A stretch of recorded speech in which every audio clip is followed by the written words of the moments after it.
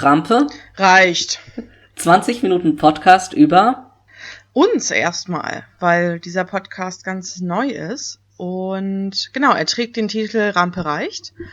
Aber es geht vor allem eben um Behinderung und Einschränkungen und gesellschaftliche Ungerechtigkeiten, für die eine Rampe eben nicht reicht. Ja, und heute ist die Form, dass wir euch erstmal erklären. Ach, dann sagen wir nochmal, ich bin und bladibla. Ja, warte, aber lass mich doch erstmal. Achso, okay, sorry. Ich dachte, das war was drin. Sorry. Dankeschön. So, nein! Red nicht mehr. So nicht. So also, nicht. wie ihr merkt, wir haben uns schon überlegt, wie der Podcast ablaufen soll. Und ich habe die Form direkt gebrochen, aber hast du eben auch. Also darf ich das jetzt Ja, auch. genau. Also nochmal. Genau. Und die Form für heute ist, dass wir euch erstmal so ein bisschen eine Einleitung in das ganze Thema geben. Aber dafür müsst ihr erstmal erfahren, wer wir sind. Genau. Ich bin Simotier und ich arbeite an so Zines und schreibe kleine Texte und mache so Collagen und so Kram. Genau, ich bin Schwarzrund und ich bin bildende Künstlerin, Workshopleiterin, Bloggerin und Autorin und auch bestimmt noch irgendwas anderes. Ich kann mich nicht so gut entscheiden. Ja. That's okay. Genau, erzähl doch mal, wie geht's dir mit dem Thema sichtbare, unsichtbare Behinderungen?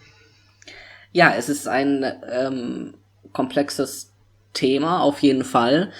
Ich glaube, wir beide haben uns schon sehr, sehr lange sehr viel mit der Thematik der unsichtbaren Behinderung auseinandergesetzt und wie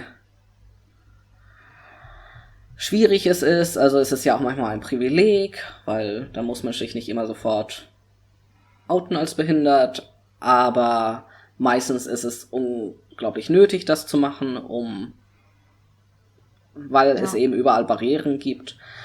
Und ich gehe gerade selber so eine Transformation durch, weil ich seit einigen Monaten einen Rollstuhl habe, was eine sehr, sehr, sehr tolle Sache ist. Also manche Leute sind entsetzt, wenn die herausfinden, dass ich jetzt einen Rollstuhl nutze. Und ich sag nur, finally, mein Leben ist so viel besser.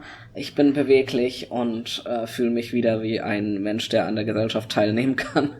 Yes. Und nicht nur, dass es einfacher ist, mich zu bewegen, sondern eine weitere Sache, die das alles ein bisschen einfacher macht, ist, dass ich jetzt sichtbar behindert bin und Leute ja sehr krass auf einen Rollstuhl reagieren, im Guten und im Schlechten.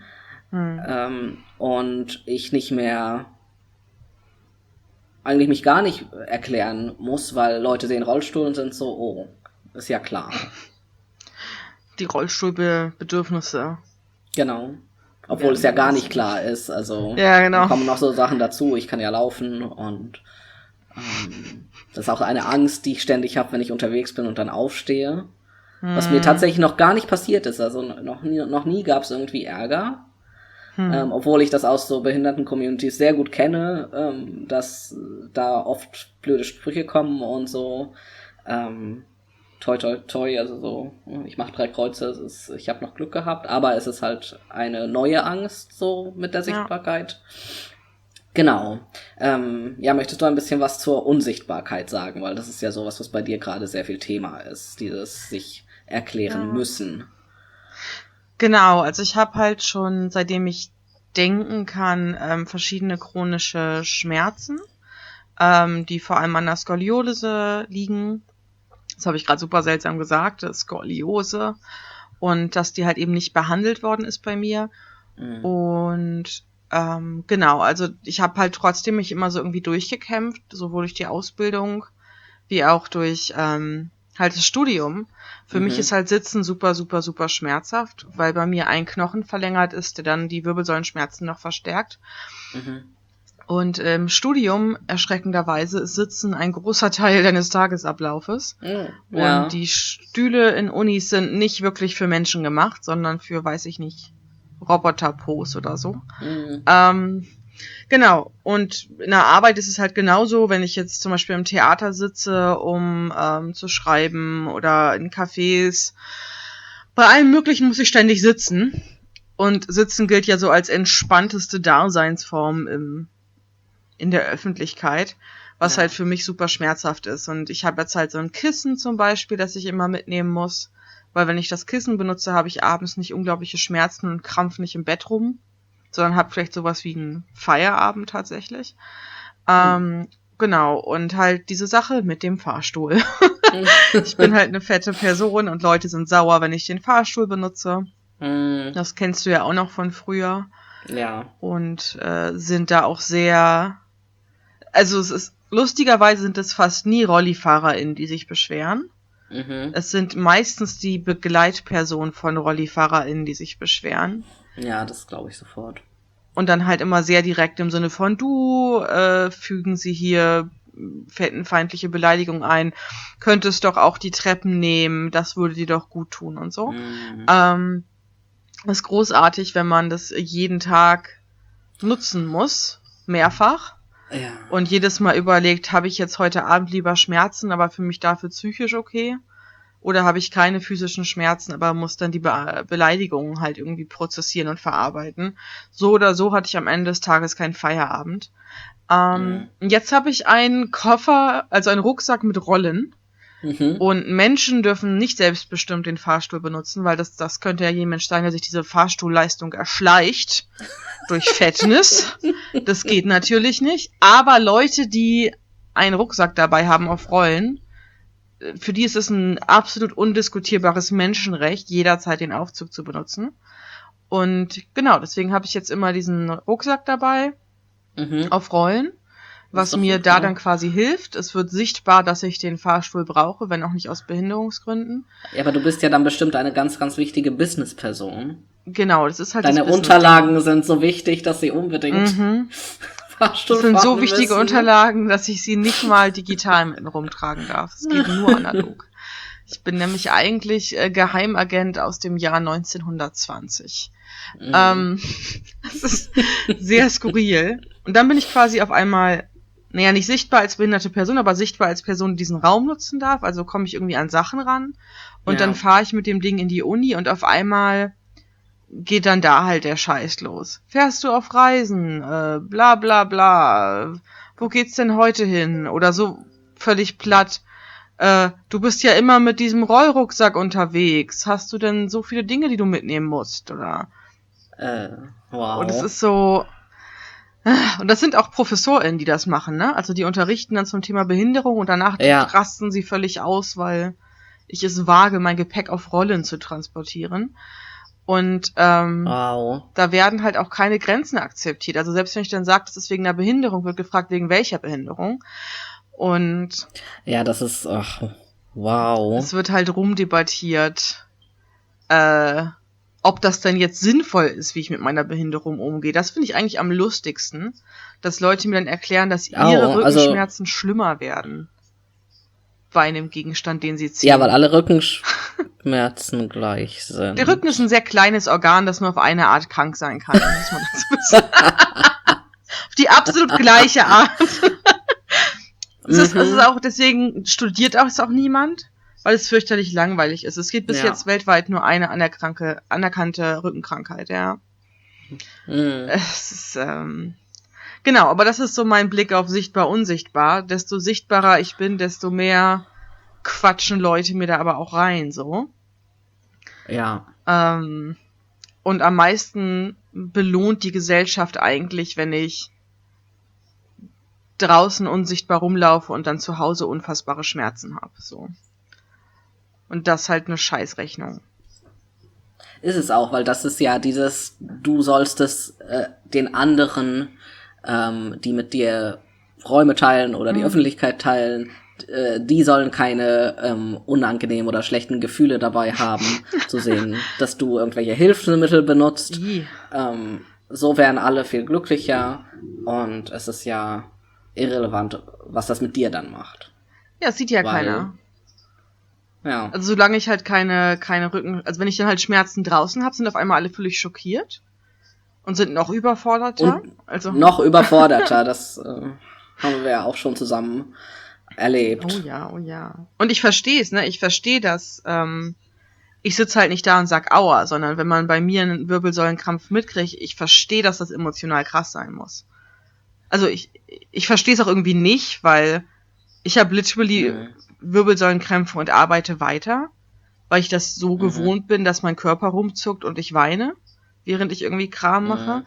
Aber ich sehe ja immer in dem Schock von dir oder auch von meinem Papa, wie heftig das aussehen muss von außen. Also ich verstehe, dass das Leute überfordert, aber give me a break. Also dann lasst mich doch den verdammten Aufzug nutzen, dann muss auch keiner meine Schmerzen sehen. Es geht halt nicht alles. So. Ja. Ja. Und dann kommt ja dann auch noch das, wenn sowas dann passiert, wenn Mensch, also wie du jetzt so eine Schmerzattacke hast oder so, dass es Leuten unglaublich schwer fällt, wenn sie helfen wollen und Mensch dann sagt, oder du sagst in dem Fall, grad hilft mir nichts, also lass mich so, du kannst nichts machen. Ja. Ja, ich denke, für able people ist das eine sehr harte Lektion und immer wieder, also dieses, ich glaube, wir kennen das so gut, diese Handlungsunfähigkeit, weil mit chronischen Schmerzen zu leben ist so, die kommen, wann sie wollen und dann ist das so und das kann manchmal geplant werden, manchmal nicht.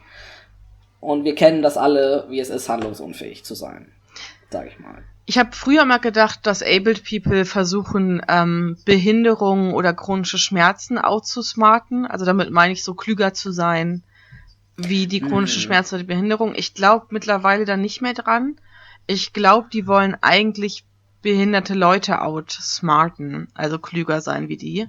Weil das kenne ich in Bezug auf Fatness, so dass Leute sind, also dieses absurde Konstrukt, dass dünne Leute immer dicken Leuten Abnehmtipps geben oder Diättipps, obwohl sie selber nie irgendwie eine Diät machen mussten, weil das ist halt vor allem fast nur genetische Veranlagung so.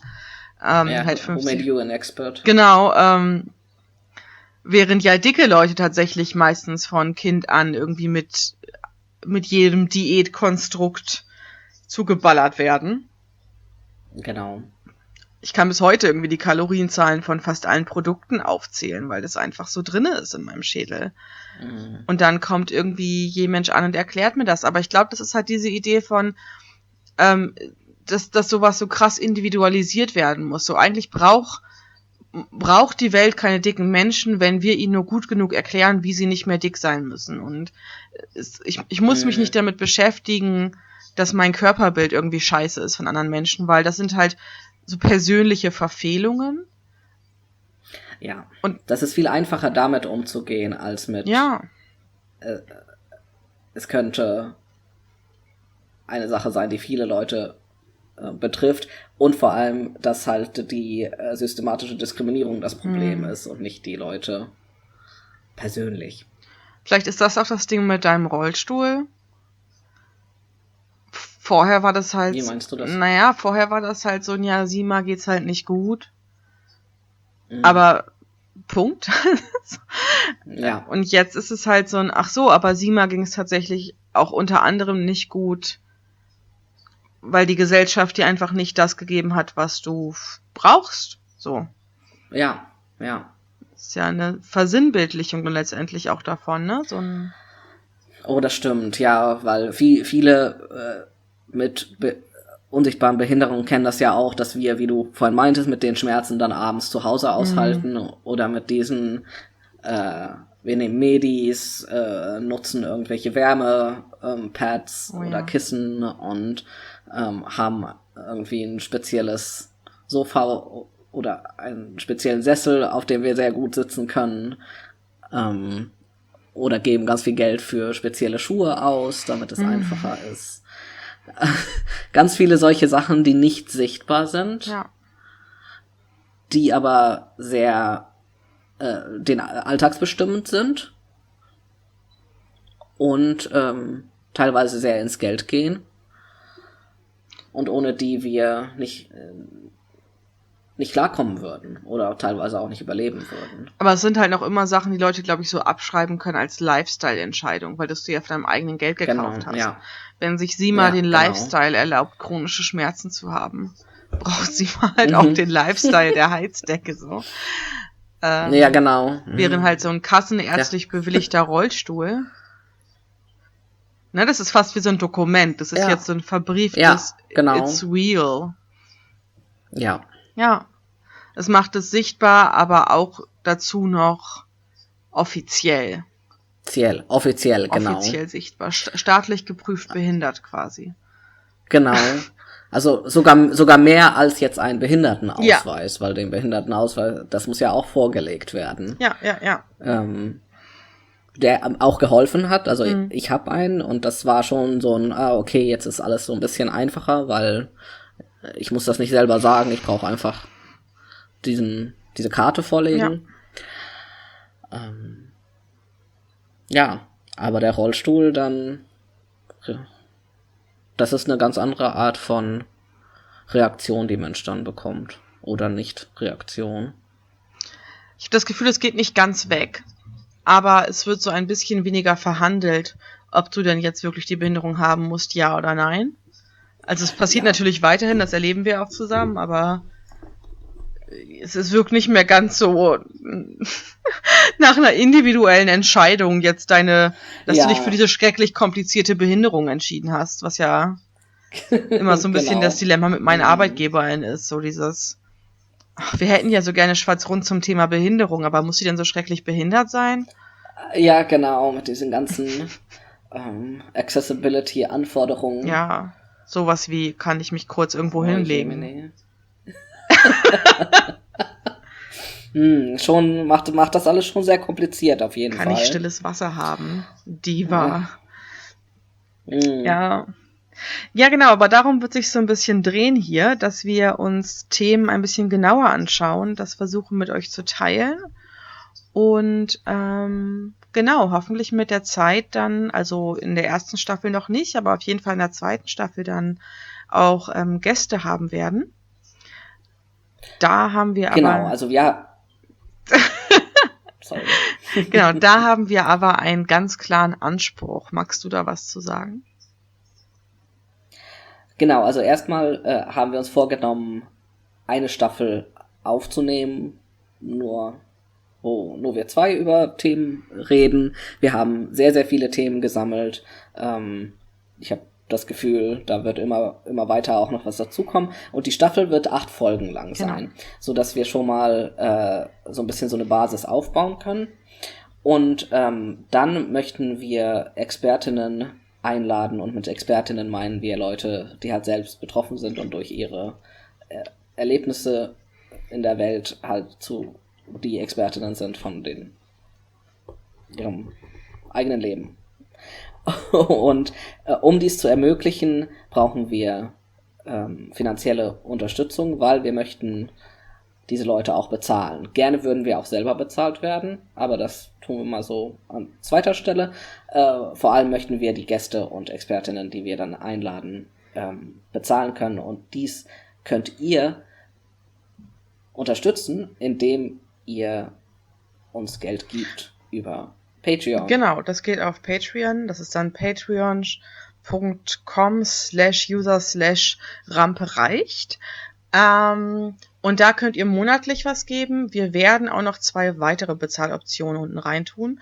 Das eine ist eigentlich beides für einmalige Unterstützung oder auch für monatliche Unterstützung. Weil, genau, jeder hat andere Zugänge zu Geld und zum Geld versenden. Und genau, das ist eine Art, uns direkt zu unterstützen. Sonst könnt ihr uns natürlich auch unterstützen, indem ihr das alles teilt. Genau. Also unseren Podcast teilt, auch gerne das Patreon teilt. Und wir würden auch gerne von euch hören, falls ihr Ideen habt, worüber wir reden können. Und falls euch was auffällt oder so. Genau, dafür gibt es ja auch noch eine E-Mail-Adresse in den Shownotes. Die müssen wir uns nur noch erst ausdenken. Das fällt uns gerade live auf. Genau, am besten wäre es aber tatsächlich, wenn ihr uns eine E-Mail schreibt, weil Wir haben nicht die Zeit, alle sozialen Medien ständig durchzugucken. Und wir werden bei YouTube natürlich die Kommentarspalte deaktivieren, weil braucht kein Mensch, ne? Kein Mensch braucht ein gutes Video und dann muss Mensch die Kommentare lesen. Es gibt auf jeden Fall das Skript dann auch, das werden wir nochmal extern hochladen. Und ja, das sind eigentlich die Sachen. Es werden immer 20 Minuten sein. Und zum Ende jeder Folge möchten wir immer eine Empfehlung aussprechen. Wir sammeln gerne Medien von verschiedenen behinderten Aktivistinnen und Creators und so weiter und möchten dann immer passend zum Thema der Folge ein Video, Buch, Podcast oder was auch immer empfehlen. Und diese Woche empfehlen wir, möchtest du das sagen? Ja, und zwar Jessica, die wir beide ziemlich cool finden. Yay. Jessica ist eine lesbische Britin, sie ist weiß und hat diverse chronische Erkrankungen und Behinderungen. Und ja, macht einen super guten YouTube-Channel dazu, auch zum Thema Religion und Tanzvideos mit ihrer Frau, Schminksachen. Genau, aber sie macht auch ganz tolle Sachen. Genau, sie macht wirklich breit gefächert thematisch Dinge. Aber diese Woche reden wir über ein ganz bestimmtes Video, was total gut zum Thema der Woche passt.